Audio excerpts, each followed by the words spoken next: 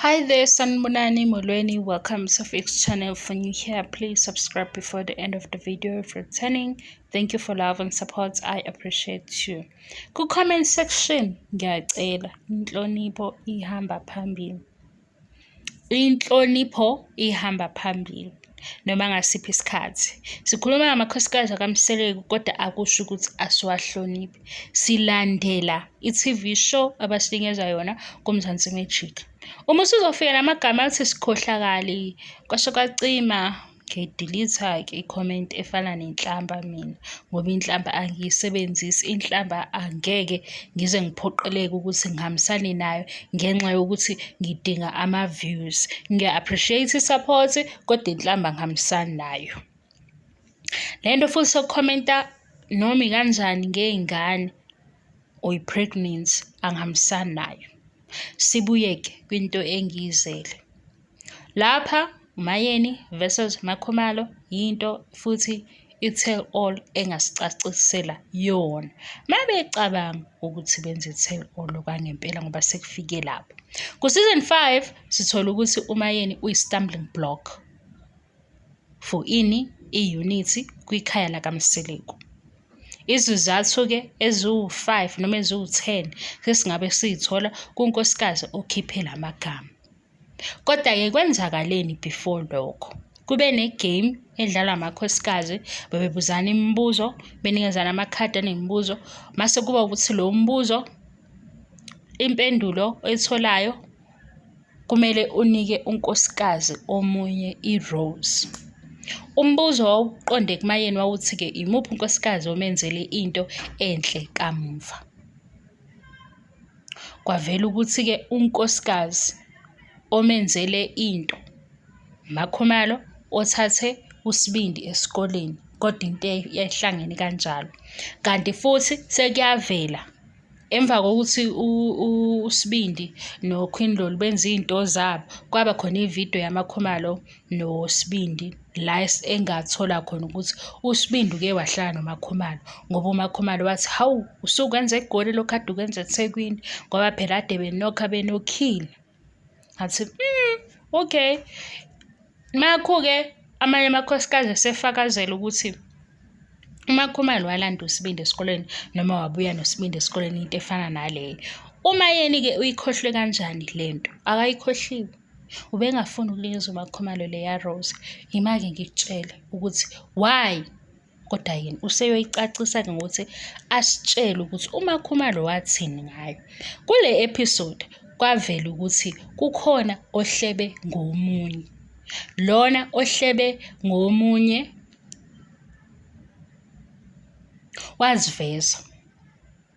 BekunoMakhumalo noMacele noMangwabi. Okhuluma indaba yokuhleba uMayeni. Onama-solutions okuhleba angakwazi uMakhumalo. Before futhi ifike iphathi yokuthi uMayeni enika uMakhumalo i-rose, ubheke ukuthi uMakhumalo uhleka kanjani ukuthi uMayeni akayitholanga i-rose. Uhleka lokho oku-childish. Laba-ke bebabili ngoba mina nginama-episode ngisengizolokhu nginilethela nje. uMakhumalo uyosinika i-list yezinto ezenza uMayeni ablokhe i-unity emzini wakaMseleko noma phakathi kwabo ezamakhosikazi. Sizozwa ngoMakhumalo ngoba ngeke asinikeze into angakwazi ukuyibheka. uMayeni njengoba engayikhiphanga i-rose kaMakhumalo, onke amanye amakhosikazi ekhumbula ukuthi uMakhumalo wenzeni, kuyofanele ukuthi akhumbule lapho. Mase ukuthi entweni yokuhleba wahleba wathini ukuze singasheshe sikhethe iside. Mase sitholile ukuthi into eyashiwo uMakhumalo inzima-ke sesizothi siya-understanda. Kodwa masithola ukuthi mhlampe into encane efana nokuthi uzenza ngcono sizothi hawu makamnini ngoba lokho ukuhleba okungathishu. Ukuhleba-ke okusindayo ilokho umuntu esezothi omunye uyathakatha, omunye unomoya omubi, omunye wenza izinto zosathane. Yabo nje lokho okuhleba-ke lokho. Ngisho ukuthi ukuhleba akufani. Ikhona into ongenza ukuthi umuntu uyihlebile ngawe uyidlulise because incane. Ikhona into ozothi uze ukuthi ubani uhlebe ngayo ngenxa yokuthi into esindayo noma into ezwakala ingcolisa igama lakho mase kuyakucasula. U-part 2.